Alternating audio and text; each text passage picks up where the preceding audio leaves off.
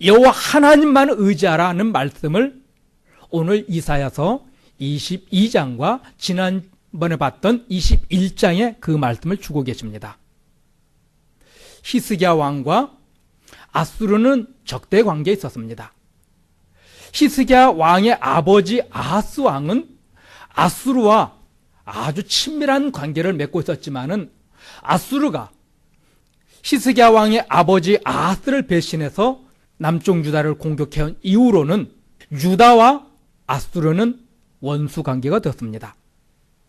이렇게 원수 관계에 있을 때 손을 내민 나라가 바벨론입니다. 특별히 히스기야 왕이 죽을 병이 걸렸다가 살아났다는 말을 듣고 사람을 보내서 축하해주고 위로해줍니다. 이 바벨론은 기회만 있으면은 아수르로부터 독립하고자 하는 그런 열망을 가지고 있었습니다. 그래서 아수르가 포악하게 통치하고 있는 수많은 나라들을 몰래 찾아다니면서 그들이 생각하는 선을 행하고 있었고 어려운 일을 도와주고 있었고 경제적인 어려움을 당하면은 경제적인 도움도 주고 있었습니다. 그래서 이 남쪽 유다 사람들은 바벨론은 좋은 나라, 바벨론은 정말 친구와 같은 나라, 동지적 관계에 있는 나라로 생각하고 그들에게 마음의 문을 열죠. 결국 히스기야가 한 일이 무엇입니까? 왕궁에 있는 모든 금은보화, 모든 재산을 다 보여주고 무기고에 있는 모든 무기고도 다 보여주고 말았습니다. 결국 그것으로 인해서 바벨론의 정복을 당하게 되고 말았듯이요. 오늘 하나님께서는 이 아수르도 의지하지 말고 바벨론도 의지하지 말라는 그 말씀하고 계십니다. 힘 있는 나라가 세상을 지배하는 것이 아니다. 세상 역사는 힘 있는 사람에 의해서 쓰여지는 것이 아니다. 세상의 크고 작은 모든 일들은 하나님이 계획하셨던 것을 이루는 한 방법, 도구에 불과하다는 사실을 오늘 성경은 우리에게 말씀하고 싶은 겁니다. 바벨론은 무로닥 발라닥이라고 하는 왕이 아수르에게 독립하려고 두 번의 전쟁을 일으켰습니다. 그럴 때마다 아수르의 사르곤 왕에 의해서 무참하게 짓밟혔고 두 번째는 사네립 왕에 의해서 또다시 짓밟히고 그때 수많은 사람들이 무참하게 또 잔인하게 죽임을 당했습니다. 그러다가 바벨론의 느부갓네살 왕이 등극한 이후로는 아수르를 멸망시켜버리죠. 이 이집트와 바벨론까지 정복했던 아수르가 정복하지 못한 나라가 하나 있었습니다. 그 나라는 남쪽 유다 예루살렘이었습니다. 아수르 군사 18만 5천이 사네립이 친히 군대를 이끌고 와서 예루살렘을 정복하고 싶었지만은 하나님께서 하룻밤 사이에 18만 5천을 죽이심으로 남쪽 유다는 아수르에게 정복당하지 않았습니다. 이것을 보고 이집트뿐만 아니라 아수르에게 정복당했던 모든 나라들이 이 손바닥만한 예루살렘이 아수르에게 정복당하지 않은 것을 보고 그들에게 묻습니다. 너희가 정복당하지 않은 비결이 무엇인가 묻습니다. 그럴 때 그들이 대답하기를 여호와 하나님이 우리 하나님이기 때문에 이 땅이 정복당하지 않았다 하는 말로 그들에게 고백하게 되고 그 결과 이집트뿐만 아니라 많은 나라 사람들이 여호와 하나님을 섬기고 믿었다는 사실을 18장, 19장에서 또한 우리에게 말씀해 주셨습니다.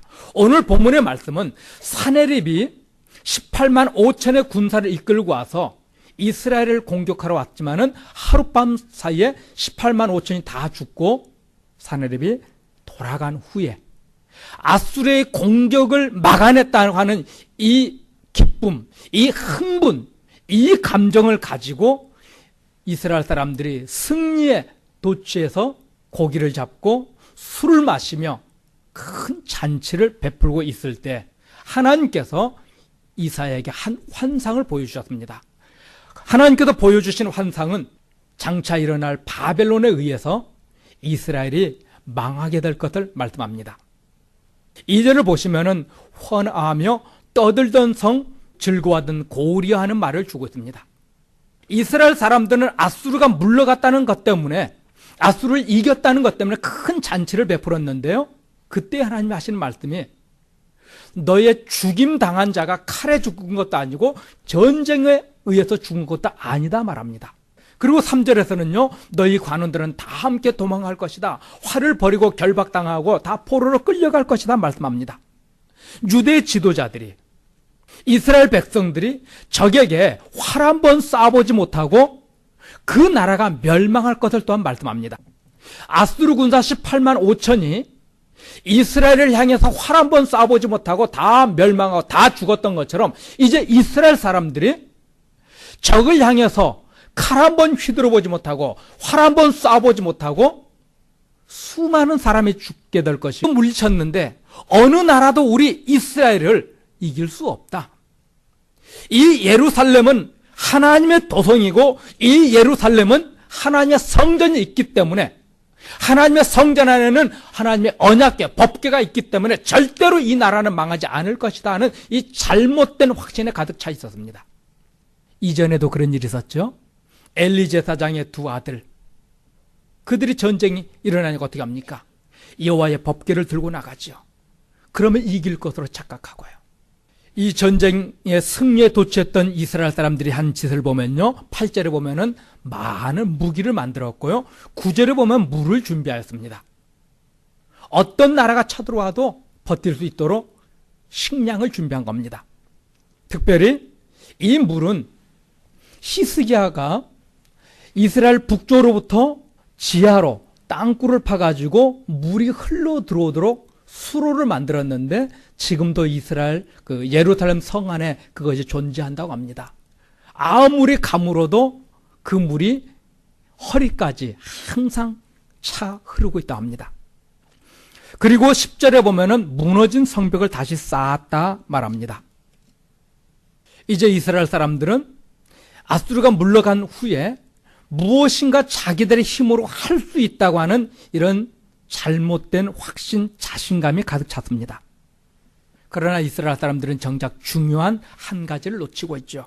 왜 하나님께서 아수르의 침략을 당하게 하셨는지, 또 그런 아수르의 침략을 당했는데도 유일하게 예루살렘 성만 정복을 당하지 않았는지에 대해서 생각하지 않았습니다. 이스라엘 사람들은 물론 아수르가 전쟁에서 패하고 돌아갈 때 그들은 분명 하나님께 감사했습니다. 그렇지만 그들의 탐욕스러운 삶은 변하지 않았습니다. 11절에서는 그것을 표현하기를 여호와를 앙망하지 않았다는 말로 그들이 변하지 않은 것을 책망하고 있습니다. 이스라엘 사람들의 신앙, 하나님에 대한 신앙은요, 성전 안의 신앙이었습니다. 그들은 범죄할 때마다 제사 드렸고요, 기도도 했습니다. 성전 안에서요. 성전 안에서는 하나님의 자녀 같았는데 그들의 삶의 영역에서는 하나님을 인정하지 않았습니다. 신앙생활은 우리가 생각하고 말하고 행동하는 이 모든 것이 신앙생활임을 믿으시길 바랍니다. 밥 먹는 것도 신앙생활, 자는 것도 신앙생활, 친구를 만나는 것도 신앙생활, 직장 생활하는 것도 신앙생활. 우리의 모든 삶의 영역이 하나님과 구별되어 있지 않습니다. 여러분의 전 삶의 영역을 신앙생활로 인정할 수 있기를 주의 이름으로 축복합니다. 사람들은요, 신앙을 교회 안에서만의 행동으로 국한시킵니다. 신앙을 어떤 봉사활동하는 것, 전도하는 것, 선교하는 것, 기도하는 것, 이런 것들만 국한시켜버렸습니다. 이스라엘 백성들이 하나님 앞에 하나님을 앙망하지 않았다는 이 표현은요, 하나님을 성전 안에 가둬버렸습니다. 오늘날 많은 크리스찬들은 하나님을 어디다 가둬놨습니까? 교회 안에다가요. 교회에 와서는 정말 믿음 좋은 사람처럼 비춰집니다. 정말 신앙 인격자처럼 비춰지고요, 정말 열심히 기도하는 사람으로 보여집니다. 그러나 그의 삶의 환경에 갔을 때, 그의 가정으로 갔고 직장으로 갔고 학교로 갔을 때 하나님의 이름이 나타나지 않지요. 미안하지만은 우리는 옆집 사람과 싸우는 것도 신앙생활의 일부라는 것을 기억해야 합니다. 머리채를 휘어잡고 욕직을 해야 되는 그 순간, 그것까지도 신앙생활의 한 부분이라는 말씀입니다. 원수와 같이 열심히 멱살 잡고 싸우는 그것도 신앙생활이에요. 이것 까지도 신앙생활이라는 것을 안다면요, 우리는 어떻습니까? 나라는 존재가 얼마나 형편없다는 것을 인정하게 될 것입니다. 우리는 세상에서 제멋대로 살아놓고 교회에 와서 헌금 좀 많이 하고 기도 열심히 하고 많은 사람들 앞에서 좋은 인상을 가지고 너털 웃으면 웃는 그 사람을 신앙이 좋다 표현합니다. 아닙니다. 자기 삶의 전 영역에서 하나님이 인정되지는 삶을 사는 사람이 진짜 좋은 믿음의 사람입니다. 하나님은 하나님을 인정하지 않고 있는 이스라엘 백성들을 향해서 끊임없이 일하셨듯이 이런 저와 여러분을 사랑하십니다. 이렇게 형편없는 우리를 위해서 예수님께서는 십자가에 못 박혀 죽으셨습니다. 무엇을 위해서요? 무엇을 목적하시고 우리 주님께서 그렇게 끔찍한 죽음을 당하셔야만 했습니까? 하나님을 인정하지도 않고 있었는데요. 우리를 그리스도의 장성한 분량에 이를 만큼 우리 주님이 장성했을 때 그 완전한 인격으로서 완전한 순종과 충성의 삶을 사셨던 것처럼 우리를 그렇게 거룩한 신앙 인격의 자리까지 이끌어 올리시려고요. 도무지 가망성이 없는 우리를 위해서 우리 주님은 십자가에 못 박혀 죽으셨습니다. 그러므로 하나님께서 우리를 그리스도의 장성한 신앙의 분량에 이르게까지 연단하시고 또 연단하시고 훈련하실 겁니다. 하나님이 하실 겁니다. 그러므로 우리는 하나님 앞에 순종하는 그런 삶이 필요합니다. 우리가 새로운 피조물로서 새로운 삶을 시작하지 않는다고 한다면요, 그 사람은 하나님을 조롱하는 이스라엘 사람과 동일한 사람입니다. 성경적으로 변하려고 하지 않는 사람은요, 하나님의 구원을 조롱하는 자입니다. 예수를 믿어서 구원받는다. 맞습니다. 분명 예수를 믿어야 구원을 받습니다. 믿었다는 것을 어떻게 보여줍니까? 야고보는 말하지요. 행함이 없는 믿음은 죽었다. 여러분이 예수를 믿었다는 것은, 예수를 영접했다는 것은 어떻게 입증할 수 있냐? 성경 말합니다. 여러분의 변화된 삶으로요. 성경 말합니다. 보라, 이전 것은 지나갔으니 새로운 피조물이 되었도다. 새로운 피조물이 되었기 때문에 우리에게는 새로운 것이 나오는 겁니다. 새로움이 안 나오고 있다고 한다면 아직 우린 옛사람, 아니면 젖먹이처럼 어린아이의 수준. 그러나 분명한 것은 주를 그리스도로 영접한 성도는요, 어떤 사람은 빠르게, 어떤 사람은 느리게 이 새로운 삶의 패턴이 나타나게 될 줄로 믿습니다. 교회당 안에서만 믿음이 좋은 사람, 교회당 안에서만 남을 배려하는 이런 좋은 사람이 아니라 삶의 모든 영역에서요, 정말 믿음의 사람으로 인정되어 줄 수 있기를 바랍니다. 이런 사람이 교회의 지도자가 되어야 되는데 저를 포함한 목회자들까지도 변하지 못하고 있고 변하려고 하지 않는 그런 사람은 진정 거듭난 사람이라 말할 수 없습니다. 하나님으로 인정한다면요, 삶의 전 영역에서 하나님을 두려워할 것이고 하나님을 인정하기 때문에 그의 삶은 느리더라도 조금씩 변해갈 줄로 믿습니다. 사랑하는 성도 여러분, 여러분의 삶의 모든 영역은 완전히 성경적으로 변해야 되고 바꿔야 합니다. 예, 힘들고 어렵습니다. 어찌 보면 불가능해 보일 수도 있습니다. 내 삶의 정 영역을 어떻게 내가 바꿀 수 있을까? 우리는 못 바꿔요. 그러나 우리 주님은 바꾸십니다. 이것을 위해서 그리스도의 장성한 분량에 이르게 하시고자 신의 성품에 참여하는 자, 잃어버렸던 하나님의 형상을 회복하게 하시려고 우리 주님이 십자가에 못 박혀 죽으셨기 때문에 우리 주님이 목적하셨던 바는 반드시 이루어내실 줄로 믿습니다. 하나님이 목적하셨던 그것을 이루시기 위해서 수많은 나라를 세우기도 하고 무너뜨리기도 하셨잖아요. 아수르를 멸망시키기도 하시고 바벨론을 또다시 멸망시키셨고 로마를 멸망시키셨고, 하나님께서는 하나님이 목적하셨던 일을 위해서 모든 것을 이루어 가셨던 것처럼 우리를 부르셨던 그 목적, 그것을 위해서 또 하나님께서 일하시기에 우리는 변할 수 없지만은 하나님께서 여러분을 성도다운 성도로 변화시켜 주실 줄로 믿습니다. 힘들다고 포기하는 성도는 가짜입니다. 힘들더라도 하나님이 하실 것을 믿고 나가는 성도, 이전과는 어제보다는 오늘과 좀 더 다른 인생을 살고자 하는 이 거룩한 목적을 가지고 전진하는 성도, 하나님의 은혜를 바라고 울면서라도 그를 순종하는 성도, 그럴 때 하나님의 은혜가 그를 다스리고 지배하실 줄로 믿습니다. 이스라엘 백성들에게 하나님께서 회개하라 말씀하셨죠. 왜 회개하라 합니까? 이전 것은 끊어버리라는 겁니다. 새로운 삶을 살라는 겁니다. 전에도 말씀드렸지만 우리가 회개하면은 하나님 내가 잘못했습니다 하고 눈물 뿌려 기도하는 거, 이것을 회개라 생각합니다. 10점도 안 됩니다. 진짜 회개는 뭐라고요? 눈물 뿌려 하나님 내가 잘못했습니다 말하고 나서는 어떻게 하라고요? 그 삶을 끊어버리고 새로운 삶을 살아가는 겁니다. 새로운 삶을 시작하지 않았다고 한다면 그 사람은 회개한 건 아니에요. 수요일에 말씀드렸던 마태복음 12장에 있는 말씀요, 귀신 들렸던 자를 귀신을 내어 쫓아주었습니다.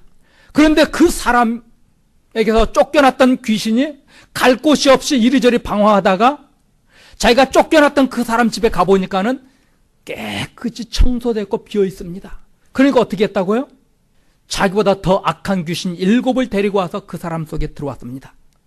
그 결과 그 사람은 이전보다 더 악한 형편, 더 끔찍한 형편에 빠질 수밖에 없었음을 말하고 있습니다. 사랑하는 성도 여러분, 여러분이 진정 하나님의 사람으로 살기를 원하고 회개하셨습니까?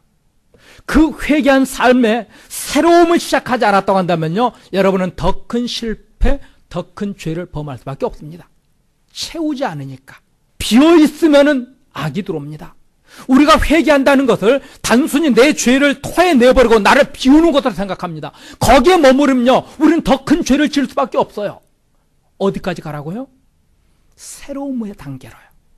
하나님의 말씀이 채워지고 여러분의 그 기도와 성령의 그 도심이 채워지지 않으면은 여러분은 절대로 그 죄를 끊어버리지 못하고 새로운 피조물의 삶을 시작할 수 없습니다. 사랑하는 성도 여러분, 채우시기 바랍니다. 2012년 우리가 살아오면서 범죄했던 모든 것을 다 토해내신 다음에 하나님의 말씀이 여러분의 심령 속에 가득히 채워지셔야 합니다. 그리고 여러분이 힘써 기도함으로 채워지셔야 합니다. 성령의 능력이 채워지셔야 합니다. 그렇지 않으면요, 여러분 또다시 넘어집니다. 2012년이나 2013년 똑같을 겁니다. 2012년보다 2013년이 다른 삶을 원하신다면요, 하나님의 말씀으로 채워 넣으셔야 합니다. 그럴 때 여러분이 발전하고, 그럴 때 새로운 피조물의 그런 삶이 나타날 것입니다. 이렇게 철저한 회개를 촉구하는 이사야의 말에도 불구하고 이스라엘 사람들이 한 짓이 무엇입니까? 내일 죽을 것이니까 잘 먹자. 먹다 죽은 귀신은 때깔도 좋다는데 하면서 먹고 마시고 흥청망청하고 있죠. 성공을 위해서 신앙 양심을 팔아버리는 것이 바로 이런 것들입니다. 출세를 위해서 성도다움을 포기하는 것이 바로 이런 것입니다. 하나님이 우리를 부르신 목적을 배반하는 행위잖아요. 이렇게 살면서 성도라고 하고 그리스도인이라고 하는 말하는 것은 하나님을 향해서 거짓말하는 자들입니다. 물론 성도라고 해서 완전할 수는 없습니다. 인간은 무능하고 연약해서 저 천국 가는 그날까지 완전한 성화에 이룰 수 없는 존재입니다. 그러나 우리는 타락한 본성과 날마다 싸워야 하는 존재입니다. 우리의 의지로는 되지 않지만 우리가 하나님을 신뢰하고 정말 거듭난 자의 삶을 살려고 몸부림칠 때 도우시는 우리 주의 성령께서 우리를 그렇게 만들어 주실 줄로 믿습니다. 사랑하는 성도 여러분, 하나님이 원하시는 모습으로 변하기를 원하십니까? 말씀으로, 또한 기도로, 성령으로 여러분이 변할 수 있습니다. 변하고자 하지 않는다면요, 그 사람은 거듭난 사람이 아니에요. 어제나 오늘이나 내일이나 똑같은 모습이다. 둘 중에 하나입니다. 거듭나지 못했거나 아니면은 성장하지 못하는 질병에 걸린 환자일 뿐입니다. 이사야서 22장을 통해서 하나님께서는 이스라엘 백성들에게 오직 하나님만 의지하랍니다. 이스라엘 사람들은 처음 하나님이 부르셨던 공의를 행하고 사랑을 실천하는 것을 버렸습니다. 하나님을 버리니까 이게 안 나오는 거예요. 여러분이 진정 하나님을 여러분의 삶의 주인으로 인정하고 하나님을 하나님답게 모시고 있다면요, 하나님의 법은 지켜질 줄로 믿습니다. 사랑은 실천되어질 줄로 믿습니다. 내 의지로 하는 것이 아니라 하나님의 그 위대하심이 우리를 그렇게 만들어 가실 겁니다.